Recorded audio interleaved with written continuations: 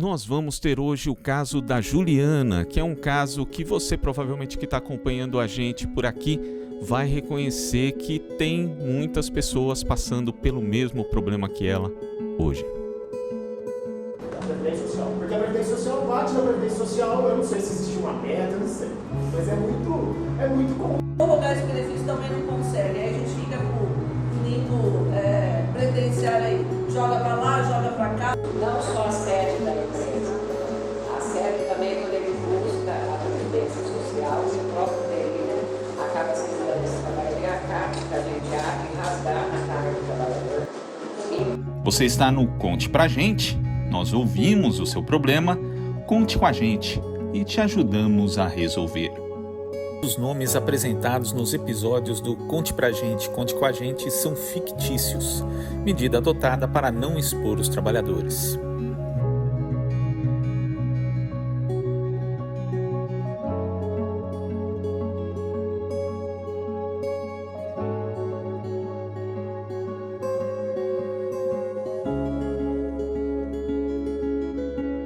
Juliana é assistente administrativa de um grande banco privado e tem 47 anos. Por conta das condições de sua função, ela teve uma série de afastamentos em decorrência de LERDORT. Ela conseguiu a concessão do auxílio acidente B94, direito do trabalhador que tenha sido afastado e ficado com sequelas parciais e permanentes que tragam dificuldades para exercer a mesma função anterior. Trata-se de um valor mensal correspondente a 50% do salário de benefício a ser calculado pelo INSS, pago até a data da sua aposentadoria. No entanto, com a doença agravada, ela teve que pedir um novo afastamento em 9 de novembro de 2022, quando realizou uma perícia no INSS, ainda que tenham lhe falado verbalmente pelo 135 que ela teria conseguido um auxílio doença acidentário, que agora se chama benefício por incapacidade temporária espécie acidentária, classificado como B91, em 2 meses ela não teve a comunicação da decisão com o resultado da perícia. Isso gerou um transtorno junto à empresa que trabalha, pois, como está previsto em convenção coletiva de trabalho dos bancários, a empresa antecipa o salário até a data da perícia e depois complementa o salário caso o benefício seja concedido por prazo maior do que a data. Nesse caso, a empresa cortou a antecipação e ficou cobrando o resultado da perícia. Portanto, a demora resultou em uma situação na qual Juliana ficou uma espécie de limbo. Sem a decisão comunicada pelo INSS, ela não pôde realizar o recurso à Junta dos Recursos da Previdência Social ou requerer novo benefício ao INSS.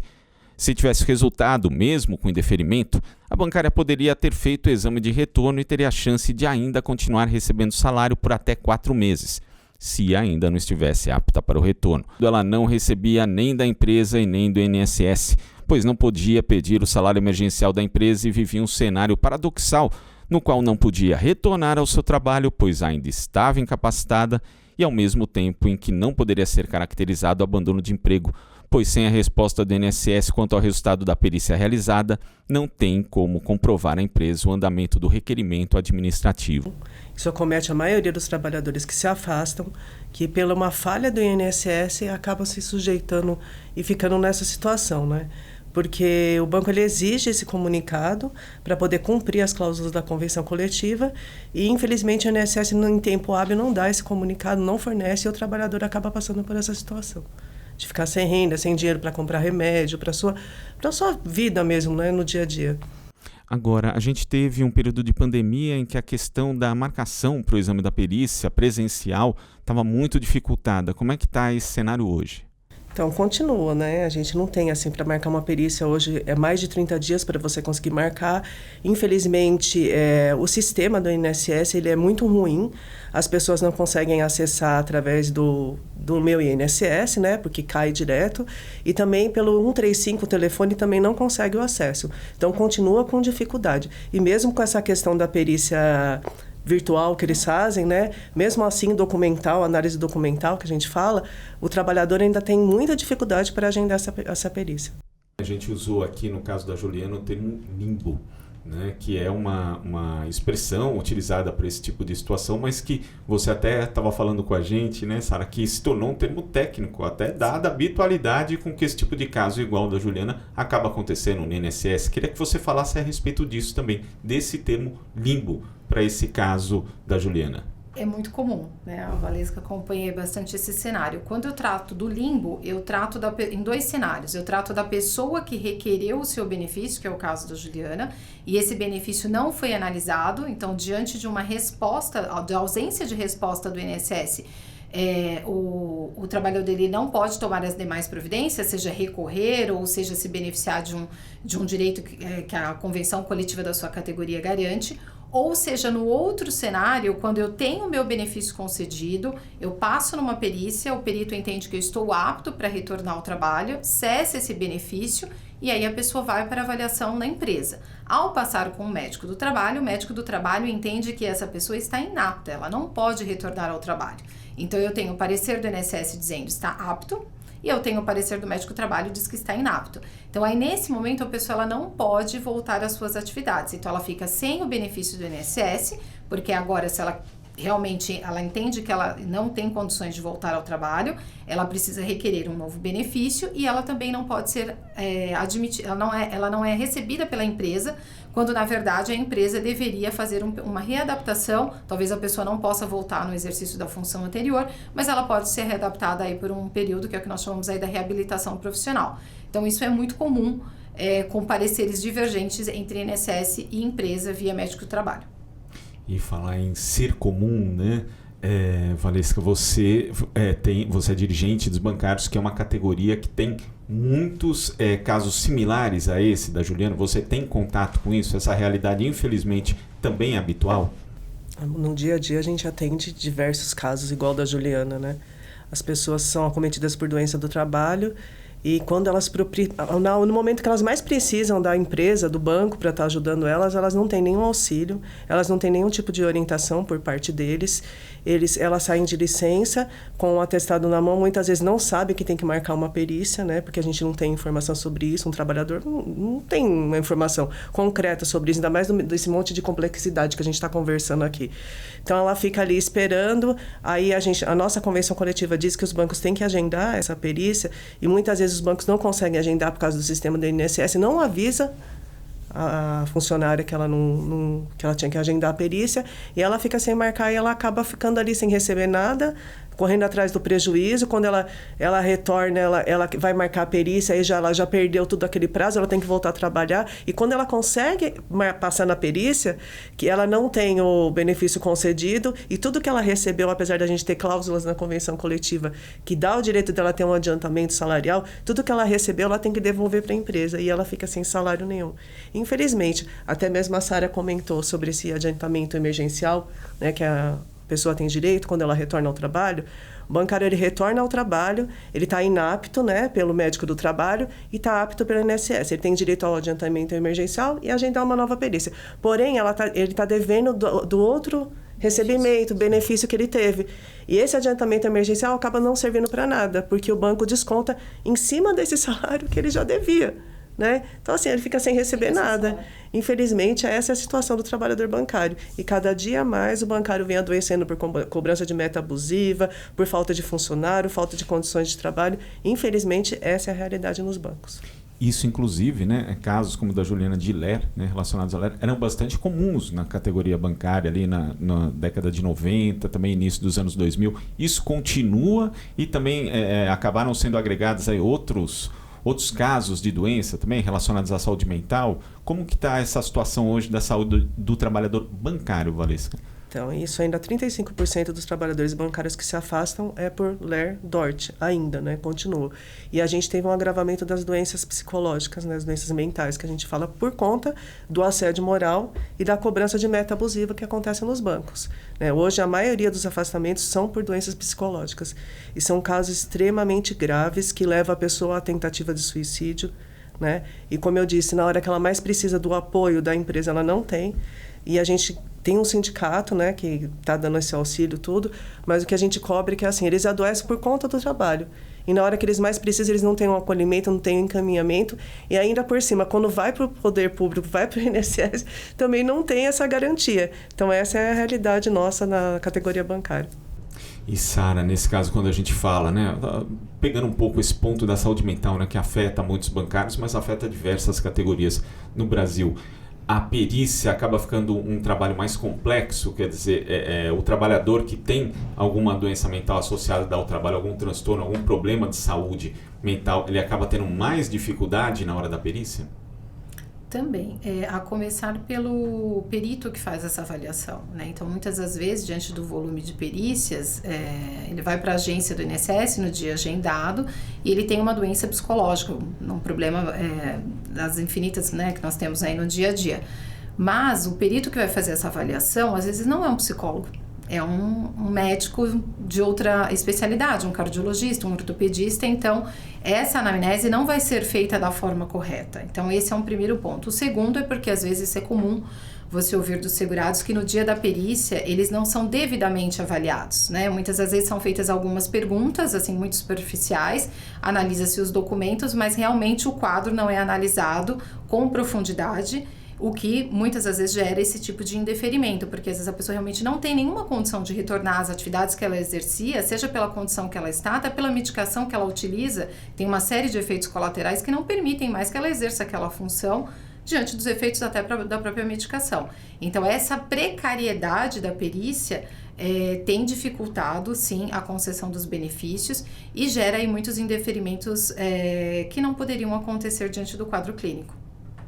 Agora, a Valesca falou da linguagem técnica, né, que às vezes acaba afastando o trabalhador do próprio conhecimento dos seus direitos, principalmente aqueles relacionados à questão da saúde e direitos previdenciários. Então, pegar aqui, Sara, o caso da Juliana, para decifrar um pouquinho os termos, né, pedir a tua ajuda para fazer essa tradução.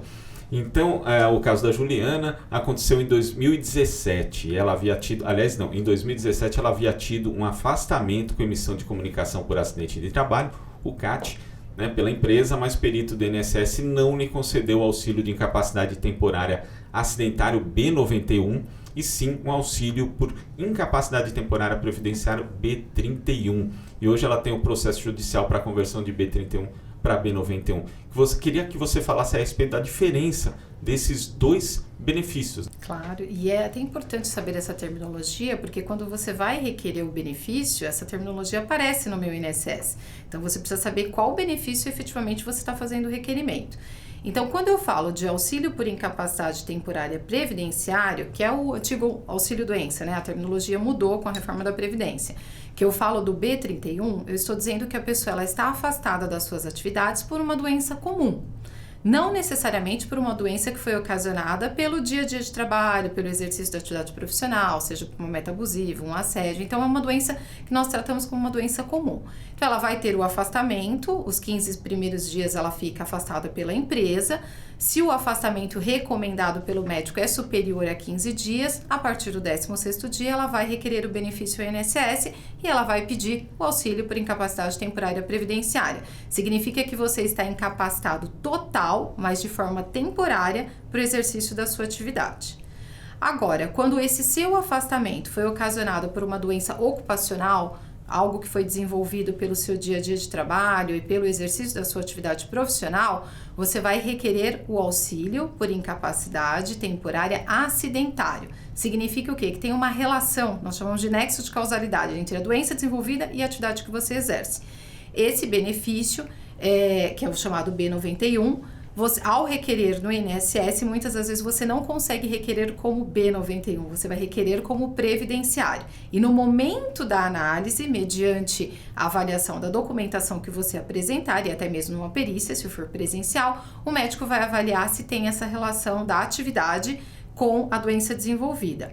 Só para exemplificar melhor, é relacionado a valores, porque as pessoas acham que talvez tem valores diferentes. Esses dois benefícios, eles têm o mesmo valor, ele tem o mesmo coeficiente de cálculo, que nós falamos que é 91% do salário que você receberia do INSS, não tem a ver com o salário que você recebe na empresa atualmente.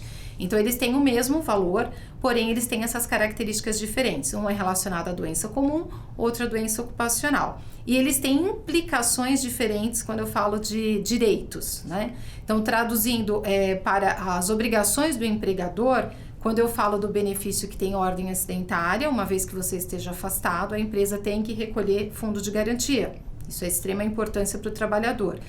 Já no auxílio por incapacidade temporária previdenciária, eu não tenho esse tipo de recolhimento. E o outro ponto muito importante é a estabilidade no trabalho quando você retorna deste afastamento. Então, quando eu falo de bancário, eu tenho uma convenção coletiva que assegura ao bancário que ele, mesmo afastado por um auxílio previdenciário, se ele esteve afastado por 6 meses contínuos, ao retornar ele tem 60 dias de estabilidade. Quando eu falo do auxílio acidentário, auxílio por incapacidade temporária acidentária, ele tem 12 meses de estabilidade ao retornar ao trabalho. Lembrando que essa estabilidade de 12 meses ela é válida para qualquer categoria, porque isso está na Lei de Benefícios Previdenciários. Agora, o benefício do B31 é um direito da categoria bancária, isso não, ou de outras categorias que a convenção traga também esse benefício. Então, são as características principais desses dois cenários. Deixa eu só colocar em cima disso. Por favor, o que acontece quando você fala de desinformação? A maioria dos trabalhadores não sabe a diferença do acidente de trabalho para o auxílio-doença comum. Né? Então, quando eles se adoecem, eles nem sabem que eles estão com uma doença do trabalho. Eles não têm claro isso. Principalmente a doença psicológica. Quando eles adoecem, eles vão direto no meu INSS, que é muito mais fácil, agenda uma perícia por lá, porque na cabeça dele ele não está sofrendo acidente de trabalho, ele está doente. E acaba entrando no auxílio-doença previdenciário, né? E acaba perdendo todos esses direitos, o direito da estabilidade, né? Do recolhimento do FGTS, tudo que ele tem direito, ele acaba abrindo mão por falta de informação, por toda essa complexidade que a gente vem colocando aqui. E se depender, que nem no caso dos bancos, para dar essa informação, não vai dar nunca, porque eles não vão reconhecer nunca uma doença do trabalho. Né? Eles fogem disso. Eles não adoecem, eles são um ambiente super saudável para trabalhar, entendeu? Então, eles fogem dessa responsabilidade. A gente está falando da categoria dos bancários, né, que é uma das mais organizadas do Brasil, né? E mesmo Exatamente. assim encontra extrema dificuldade para fazer essa relação com os bancos. É muito difícil mesmo para você. Eles não assumem esse papel, o papel de dar um ambiente bom de trabalho, um ambiente de qualidade, né? Não tem. O lucro que eles têm aí, eles podem acompanhar, o setor que mais lucra, né? É o setor que manda no país, o setor financeiro. E eles tratam os funcionários dessa maneira. Então é muito ruim, não tem condição de trabalho. A gente tem muita dificuldade, apesar da gente ter negociação, ter campanhas, ter convenção coletiva, a gente tem muita dificuldade para que assumam essa responsabilidade. Agora, de qualquer forma, a pessoa que tiver alguma dúvida pode acessar o sindicato, né? Pode ir atrás. Agora, tem outras categorias que isso é pior ainda, né, Sara? A pessoa, qualquer dúvida, né, que você tenha, principalmente quando eu falo de quadro psicológico, porque o que nós vemos que muitas das vezes a pessoa ela tem a primeira barreira é ela mesma, ela tem dificuldade de aceitar que ela está doente, ela tem receios do que essa doença pode ocasionar. Então é muito comum, às vezes, você ver um trabalhador que quando ele realmente avisa a empresa que ele precisa se afastar, ele já trabalhou muitos meses com uma recomendação, com um atestado dizendo, olha, você precisa se afastar. Mas muitas das vezes por vergonha, por medo de perder o trabalho, de sofrer alguma represália na empresa, ele tenta estender esse período e quando ele procura o afastamento, ele já está num estado muito mais crítico. E diante desse quadro crítico, ele não tem, às vezes, condições de avaliar, né, toda essa questão técnica, essas dificuldades, na hora de requerer o benefício. Então, é importante que se ele tem a possibilidade de consultar, no caso, o sindicato, pessoas especializadas que possam tirar essas dúvidas antes de fazer o requerimento, para que ele seja o mais assertivo nesse momento aí que já é tão sensível. Certo, e não foi o caso da Juliana, mas muitas vezes o trabalhador também tem dificuldades quando sofre um acidente, né, relacionado à sua ocupação, com a emissão do CAT, né, que deve ser obrigatoriamente emitido pelo empregador quando se constata que existe uma suspeita, agravamento ali de uma doença decorrente, não, de um acidente de trabalho, né? Agora, caso a empresa se recuse a fazer isso, né, aí eu vou perguntar para a Valesca no caso dos bancários, também para a Sara no caso geral, né? O que o trabalhador deve fazer nesse tipo de situação? Então, no caso dos bancários, a gente tem uma parceria com o Centro de Referência de Saúde do Trabalhador aqui em São Paulo. A gente pede para que procure o sindicato, como a gente vem falando, e aí nós orientamos direitinho, encaminhamos ele para o centro de referência, ele vai passar com um médico lá no centro de referência e fazer a emissão desse comunicado de acidente de trabalho. Né? No caso também, quando a gente não consegue esse encaminhamento por falta de agenda ou algum outro problema, a gente emite esse comunicado de acidente de trabalho no próprio sindicato. Né? Essa orientação que a gente dá. Então, como a Sara falou, procure o sindicato, pegue a orientação e não deixe de garantir seus direitos ali na hora. E Sara, para o trabalhador de uma forma geral também, e aquele que não tem o sindicato, né? A empresa, são vários agentes que podem emitir essa CAT, né? Até o próprio trabalhador ele pode emitir, pode preencher, só que obviamente essa CAT vai ter que ser apresentada junto com outros documentos, outros laudos, parecer médico, que complemente, que solidifique as informações que constam nessa CAT. Normalmente o cenário é procurar o sindicato da categoria ou até mesmo um médico profissionalizado que possa aí fazer esse documento. Ele é fundamental porque ele exemplifica detalhes que são importantes para avaliar os requisitos para a concessão de um benefício de ordem acidentária, que na verdade tudo vai combinar na perícia. Mas quanto mais eu instrumentalizar esse meu requerimento, eu tenho mais chances aí de conseguir esse benefício acidentário. Agora, outra coisa que é importante falar também, que só a CAT não garante a estabilidade do trabalhador. Acho que é bom você orientar, Sara, falar sobre isso, porque às vezes ele vai até o sindicato, ao centro de referência, consegue a emissão dessa CAT e ele acha que ele já está estável, e não é isso que dá estabilidade, não é mesmo, Sara? As pessoas confundem. O fato de eu ter a CAT significa que na cabeça do trabalhador ele já tem um benefício concedido em razão de uma doença desenvolvida por um acidente de trabalho típico ou por uma doença profissional. E, na verdade, o que vai lhe garantir a estabilidade é cumprir o que está na lei. É a concessão de um benefício de ordem acidentária pelo INSS. Então, entre você conseguir a CAT e o seu benefício acidentário ser concedido pelo INSS, tem um caminho aí a ser percorrido. E é somente após a concessão desse benefício é que essa estabilidade vai ser concedida no momento em que você retornar às suas atividades. A CAT é apenas um instrumento para você conseguir o benefício e futuramente a estabilidade. Ela não é a garantia do direito de estabilidade, como a Valesca bem pontuou. E a Valesca também apontou no início da nossa conversa que as perícias ainda continuam demorando, né, Valesca? Como que está a situação hoje? Então, como eu disse, a demora da perícia hoje é de 30 dias. Já foi pior. Chegou a 60, depois diminuiu para 45, hoje a gente tem uma média de 30 dias. Mas o que a gente tem de problema no INSS é a questão das falhas mesmo do INSS. Falhas do sistema, demora para... Às vezes a pessoa não entrega um documento, como no caso que foi apresentado, ela fez um acerto pós-perícia. Ficou faltando uma documentação, ela tinha que entregar, ela entregou e ela ficou sem receber esse resultado da perícia. Então, esse tipo de falha ainda é muito comum, né? Os peritos, o tratamento dos peritos, a falta de perito também, isso também atrapalha muito a questão da INSS. 135, né? Não é só o sistema, 135, o atendimento é muito ruim. Então, acho que isso tem que melhorar muito ainda, né? E principalmente a questão do perito. Porque o perito, quando ele atende o trabalhador, que chega pra gente, que ele não olha nem na cara do trabalhador, não dá um atendimento humanizado do jeito que deveria ser, não explica o que ele está fazendo, ele não faz um nexo, ele não escreve, não faz um relatório da doença do trabalhador para poder depois a gente conseguir o acidente de trabalho. Então isso é muito ruim, isso ainda tem que melhorar muito. Sara?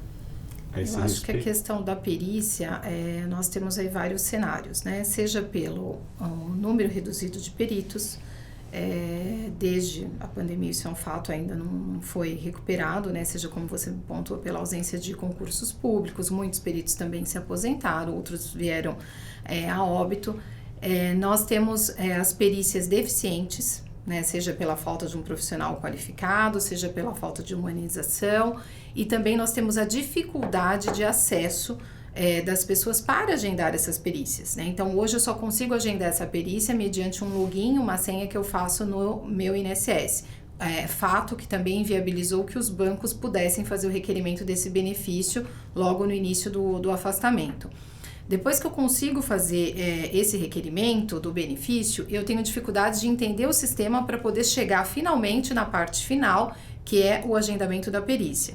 Somado a tudo isso, quando eu tenho todo esse sistema, até como a questão do teste médico que nós falamos, que veio justamente com o objetivo de reduzir o número de perícias para agilizar esses agendamentos e reduzir a fila. Então eu trago tudo para a questão da sistematização, só que eu tenho que entender que nem todo mundo tem acesso a esse meio digital, a pacote de dados com internet suficiente que possa acessar, ele conhecer todo esse sistema, ele tem às vezes dificuldade de fazer o upload de documentos, porque quando eu faço esses requerimentos, eu tenho que anexar todos os documentos. Então a pessoa naquele momento, ela não tem muitas vezes condições de entender, de compreender, ou ela não tem acesso, então ela é excluída desse sistema que teoricamente veio para facilitar. Ah, mas você também tem a Central 135, mas na Central 135 você não consegue exaurir, por exemplo, o envio de documentos. Então você pode fazer o requerimento, mas você vai ter que entrar no meu INSS para fazer a juntada desses documentos. Então o sistema veio para facilitar. Só que eu ainda não consigo resolver toda essa problemática, porque eu tenho que entender que não somente o sistema digital favorece a todos. Então, estão sendo criadas formas de que as pessoas possam requerer o benefício diretamente nas agências. Isso tem melhorado com o tempo, mas esse prazo ainda não é inferior a 30 dias. E lembrando que, mesmo na análise documental, se o INSS encontrar dificuldades para conceder o seu benefício, você vai ser remetido para a perícia presencial automaticamente. Não começa de novo, mas você volta para o ciclo da necessidade de esperar uma data para poder fazer a perícia presencial. Então, infelizmente, facilitar para dificultar. Não sei nem que palavra eu uso. Assim, eles tentam, eles fazem para melhorar e acaba dificultando a vida do trabalhador. Eu acho que até um atendimento presencial deveria ser mantido de qualidade. E não tem um atendimento presencial de qualidade. Eles ficam remetendo tudo para o digital, né? Para o telefone, e essas pessoas continuam sendo excluídas. E não podemos esquecer também que tem sido comum a instabilidade do sistema do INSS. Então, você não tem acesso, você começar no mesmo procedimento, o sistema cai. Então, tudo isso dificulta e, enquanto não é resolvido, a pessoa não pode requerer o seu benefício. E aí nós estamos falando em âmbito geral, não só para benefício por incapacidade, pensão por morte, as próprias aposentadorias, todo mundo tem estado aí nessa fila no aguardo de análises do INSS. E o caso da Juliana, né, ele retrata uma questão que diz respeito, como a gente conversou aqui, à própria estrutura do INSS, da demora para realização de perícias. Agora, se uma pessoa tiver mais ou menos na mesma condição, para reduzir a chance de acontecer a mesma coisa que aconteceu com a Juliana, que tipo de documentação ela tem que ter ali? Ou seja, como ela pode se precaver ao máximo? Documentação e base cadastral. Então, normalmente, os acertos pós-perícias que são feitos pelo INSS, as exigências que o INSS pede para trazer com novos dados, primeiro diz respeito a dados cadastrais. Então, é importante que o segurado a todo momento mantenha a base cadastral atualizada. Mudou de endereço, telefone, e-mail, estado civil, mantenha todos esses dados principais atualizados. No momento em que você for requerer o benefício, o próprio formato do Ateste-Med, para você sair de uma perícia presencial e ir para uma perícia documental, ela exige que esse laudo traga alguns requisitos. Então, ele tem que vir assinado, ele tem que trazer o Código Internacional da Doença, ele tem que dizer qual é o período de afastamento, não pode ser genérico, o que o médico recomenda como período de afastamento, datado, precisa ter essa informação, e que você leve também, além desse relatório, desse laudo médico, um relatório que descreva o seu problema de saúde, há quanto tempo você faz tratamento, se você faz uso de determinadas medicações que têm efeitos colaterais que inviabilizam que você volte às suas atividades. Tudo que você fez nesse período é importante que você apresente relacionado aí à doença, ao quadro clínico. E fazer o requerimento, documentos pessoais também, às vezes a pessoa esquece, se preocupa tanto com a parte clínica e esquece de juntar cópias dos documentos pessoais. Então, você instrumentalizar o seu benefício da melhor forma reduz, seja a chance de indeferimento, como também o tempo, porque às vezes uma informação que o INSS ia pedir para você apresentar num acerto pós-perícia, você já resolveu ali e você reduz aí o tempo de análise. Acho que a comunicação do acidente de trabalho também, caso a empresa não tenha, né, te fornecido, você procurar o sindicato, procurar um centro de referência, ou ele mesmo emitir esse comunicado, também vai ajudar bastante. E assim, buscar informação ao máximo, né, porque a gente é difícil, quando a gente fala, principalmente de uma doença psicológica, a pessoa está muito abalada, né, e ela precisa da gente. Né? Ela precisa da empresa, ela precisa do sindicato, ela precisa do governo, né? E é isso que a gente está falando aqui. Então, acho que por mais que eu fale aqui quais documentos ela tem que levar, é difícil, né? Então, precisa do auxílio da gente. A gente precisa auxiliar esses trabalhadores. Essa é a realidade. Que realmente a temática ela é sensível, ela é problemática, ela é técnica, ela sofre atualização permanente.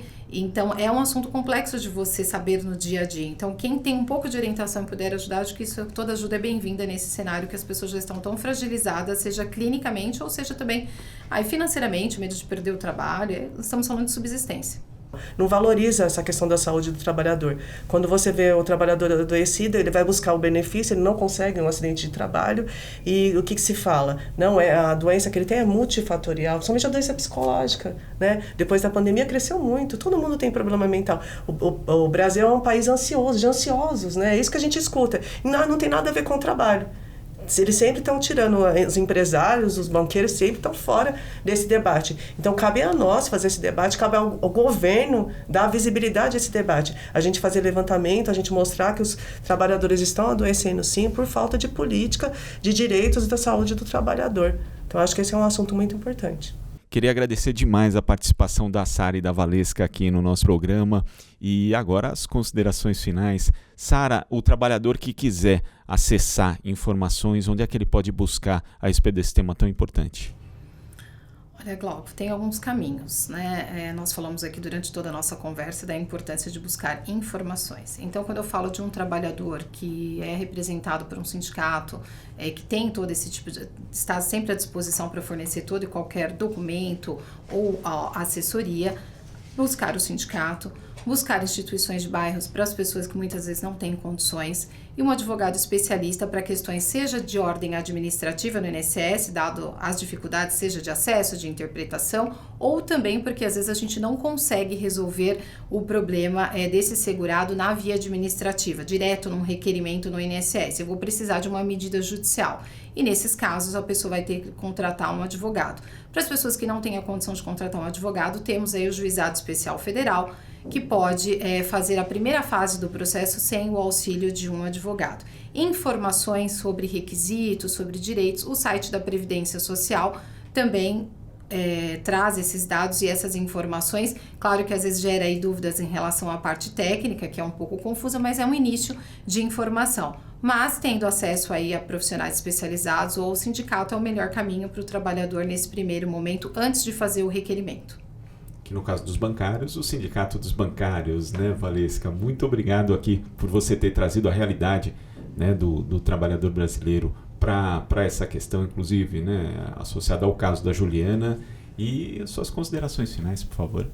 Eu agradeço o convite e, de novo, vou reforçar o que eu já disse, da importância do tema da saúde do trabalhador, da importância do governo, né, investir em informações para as pessoas, como a gente estava falando aqui, as pessoas não têm informação sobre o tema, então isso é muito difícil, a gente não consegue defender as pessoas, garantir os direitos. Lembrar, mais uma vez você disse, vou reforçar, que no caso dos bancários, a gente tem os sindicatos bancários, a gente tem uma Secretaria de Saúde especializada para atender o trabalhador, então é importante que você bancário que esteja passando por uma situação dessa, procure o apoio médico, procure o médico e procure também um sindicato para estar dando a informação necessária que você precise para a garantia dos seus direitos. E vamos juntos, né, lutar para que essa situação mude. Nós estamos aí num governo que acho que tem abertura para a gente fazer esse debate e levar a informação cada vez mais para o trabalhador que não tem acesso à internet, o trabalhador que tem dificuldade financeira. Então, é o nosso papel estar fazendo isso. E obrigada. A gente que agradece. E o Conte pra gente fica por aqui, mas a gente volta.